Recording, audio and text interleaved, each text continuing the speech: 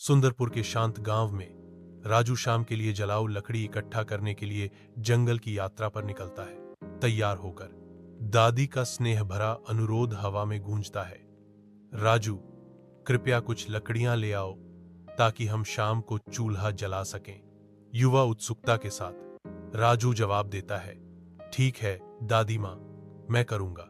जंगल के भीतर राजू का जलाऊ लकड़ी इकट्ठा करने का साधारण काम एक जादुई मोड़ लेता है, क्योंकि प्रकाश की एक चमक एक प्राचीन बर्तन का अनावरण करती है।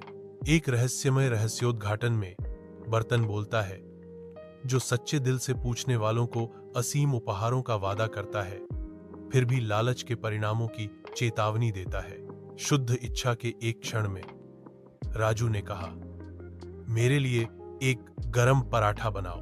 पल भर में एक गर्म पराठा प्रकट होता है, जो राजू की इच्छा को पूरा करता है और एक अद्भुत, फिर भी संभावित रूप से खतरनाक यात्रा की शुरुआत का प्रतीक है। गांव के हृदय में राजू मिट्टी को सपनों का आकार देता है, गांव के बच्चों और विनम्र लोगों को खुशी प्रदान करता है। राजू की उदारता से बच्चों की हंसी हवा में भर जाती है, जो न केवल मिट्टी बल्कि आनंद के मधुर क्षणों को भी साझा करते हैं। राजू की दयालुता पूरे गांव में गूंजती है, क्योंकि आभारी ग्रामीण उनकी असीम उदारता के लिए उनकी प्रशंसा करते हैं। रात के अंधेरे में लालची भोलू सेठ राजू को देखता है। उसका मन धन के सपने से भरा हुआ है। लालच से प्रेरित होकर वह राजू के विनम्र घर में घुस जाता है।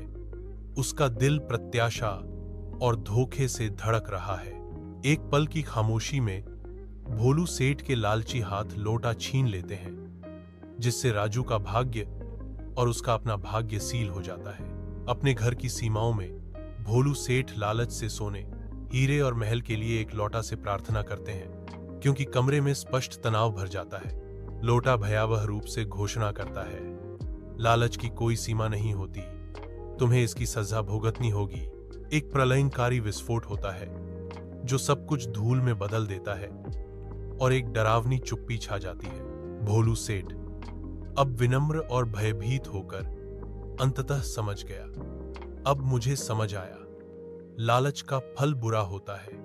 120 बात और अलच का फल बुरा होता है। सुंदरपुर गांव की पृष्ठभूमि में लोटा राजू के पास वापस आती है।